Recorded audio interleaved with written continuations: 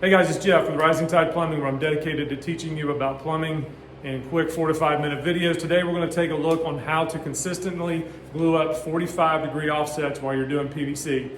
So we're going to take a look at measuring from center to center, how to do the takeoffs, a little bit of the Pythagorean theorem that gets us this piece right here in the center. A little later in the video, I'm going to show you a little hack on how to glue this up consistently. If you're lining that up, if it's got a far piece in between the two. So let's check it out. Okay, so there's a lot of numbers on this little whiteboard here. It says give me 60 seconds, so this is all going to make perfect sense. Let's say you have right here a pipe coming up through a wall or even running horizontally, and you have to do an offset to go over to here with a 45-degree angle. Let's just say, for ease of explanation, that the distance between here and here is 12 inches. Per the Pythagorean theorem, we know that a squared plus b squared equals c squared, but all that broken down gives us that this distance between here and here times 1.414 will give us what we call the travel distance from here on a 45-degree angle. You can go back and study geometry and look up why that is if you want to, but we don't want to waste the time on this right here. So with this distance being 12 inches, if we take 12 times 1.414, that equals 16.968. So what we're going to do is we're going to round that up to 17 inches of travel. So what we're going to do with that is on PVC DWV takeoffs, this is according to the Charlotte Pipe catalog, on 1.5 inch 45. For each one of those, for the 45, you take off 1 1/8 inches. So 1 1/8 inches times 2 for a 45 here and a 45 here is obviously 2 1/4. Same thing for a 2-inch pipe. 1.5 inches is what you take off for 2-inch pipe. So that times 2 is 3. For 3-inch, you take off 1 3/4 times 2 is 3.5.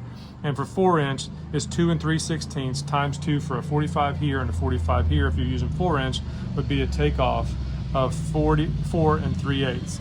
So in each of these examples, for 1.5 inches, if we have the 17-inch piece and we take this off, you have 14 3/4, 14, 13.5 on the 3-inch, and 12 5/8 respectively. That's according to this chart. This is how you calculate this distance between here and the takeoffs for the most common fittings that we're using, especially in a residential application. All right, so let's take a look at the example of the 2-inch. Just like that example in the whiteboard, I've got a mark here and here that is 12 inches apart. So if we take that 12 inches times 1.414, which gives us that 17 rounded up, and if we take off 1.5 inches here for the 45 and 1.5 inches here for the 45, it's just 3 inches minus the 17. That puts this piece at 14 inches. So let's take a look at it and see if it lines up. So if I line this up right on that mark, and I just did it with the level, that comes straight up and makes that perfectly aligned with that 45 right there.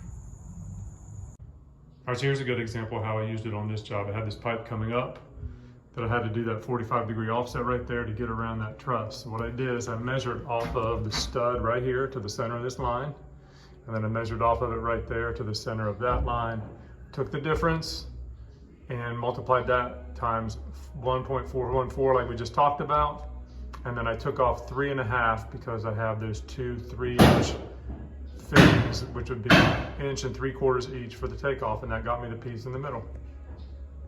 All right, I got a plumbing hack for you. Say you're in a position where you've got a 45-degree offset like this that you want to get glued up perfectly before you put it in place. The way you can do this, a little hack for you, is if you take the pipe that you're going to put in between there, find you a little spot like this. I usually line it up where the letters are. Take you a mark and just draw your line straight down, just like this. And that mark right there you can use every time to take these fittings and line up with the indicators on the fittings. And that'll line up perfectly every time for you, so you get it all ready to go before you glue it in. All right, guys, hope that was helpful. If it was, like and subscribe, ring the bell. Thanks again for subscribing. We'll see you on the next video.